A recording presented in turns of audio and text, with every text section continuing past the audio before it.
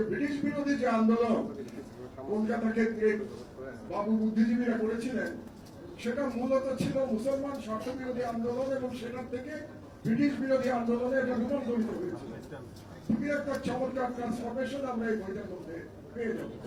কারণ হচ্ছে 1757 সালে ব্রিটিশরা এই উপমহাদেশ দখল করার পর থেকে পরবর্তী 100 বছর 1857 সালে সিপাহী বিপ্লব পর্যন্ত প্রধানত ব্রিটিশ শাসনকে প্রতিহত করবার চেষ্টা করেছিল এদেশের মুসলমানরা। এবং এটা খুব স্বাভাবিক ব্যাপার ছিল, কারণ ব্রিটিশরা মুসলমানদের কাছ থেকে এই ক্ষমতা দিয়েছিল। এবং ক্ষমতা নেওয়ার নিয়মটা হচ্ছে সব দেশেই এটা হয়ে থাকে, যুগে যুগে হয়ে থাকে, যাদের কাছ থেকে ক্ষমতা নেয় তাদেরকে ডিমোনাইজ করার চেষ্টা করা হয়। যারা ক্ষমতা নেয়, এটাই রাজনীতি, এভাবেই রাজনীতি চলে। ব্রিটিশরা মুসলমানদের কাছ থেকে যেহেতু ক্ষমতা নিয়েছিল, তাদের প্রচেষ্টা ছিল ডিমোনাইজ করা, বিশেষ করে বাংলা এই অঞ্চলের মুসলমানদের ডিমোনাইজ করা, পরবর্তীতে পুরো ভারতে যেটা ছড়িয়ে যায়।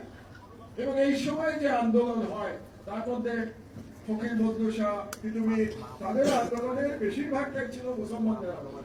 এবং সেক্ষেত্রে যারা উচ্চবর্ণের হিন্দু ছিলেন, বাঙালি হিন্দু, তারা কিন্তু ব্রিটিশ শাসনকে স্বাগত জানিয়েছিলেন। কারণ তাদের কাছে মনে হয়েছিল যে আগেও তো আমরা বিদেশিদের শাসনের অধীনে ছিলাম, তারা মুসলমানদের এখনো বিদেশি মনে করে। ভারতীয় ন্যারেটিভ, যেটা ভারতীয় সরকারের ন্যারেটিভ, এখনো মুসলমানরা কিন্তু বহিরাগত।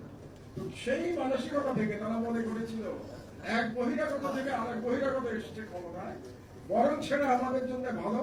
কারণ যে ধর্মীয় যে কন্ট্রাডিকশন ছিল হিন্দু মুসলমানের, ওই কন্ট্রাডিকশনটা সেই অর্থে খ্রিস্টানদের সাথে ছিল না। কারণ হলো মুসলমানরা এখানকার মানুষ হয়ে দাঁড়িয়েছিলেন, এরা এখানকারই সন্তান ছিলেন, তাদের লড়াইটা পাশের বাড়ির লড়াই ছিল। তো সেই লড়াই থেকে তারা প্রধানত ব্রিটিশদের সহায়তা করেছিল। কিন্তু যখন বঙ্গভঙ্গ হলো, সেই বঙ্গভঙ্গের পরে কলকাতার বুদ্ধিজীবীরা মনে করলেন তাদের সাথে ব্রিটিশরা বিশ্বাসঘাতকতা করেছে, এবং সেই কারণেই তথাকথিত স্বদেশী বিপ্লবের শুরু হয়। এবং সেই স্বদেশী বিপ্লবকে একটা রোমান্টিকতার মাধ্যমে নিয়ে আসা হয়, যার মধ্যে দিয়ে ক্ষুদিরাম চিত্তাকার গল্প, তারপরে রবীন্দ্রনাথের লেখালেখি, শুধু যে আমার সোনার বাংলা তাই না, আরো যে সমস্ত গান, যেমন যে সমস্ত বাংলা ভিত্তিক গান, বন্দে মাতরম, বঙ্কিমচন্দ্রের, এই সমস্ত গান তখন সেই আন্দোলনের স্লোগানে পরিণত হয়। এবার 24শে বিপ্লবে আমরা আমাদের স্লোগান দেখতে পেয়েছি, আমাদের তরুণদের নতুন ধরনের স্লোগান। আর তখনকার স্লোগান ছিল কিন্তু আমার সোনার বাংলা, আমি তোমার ভালোবাসা।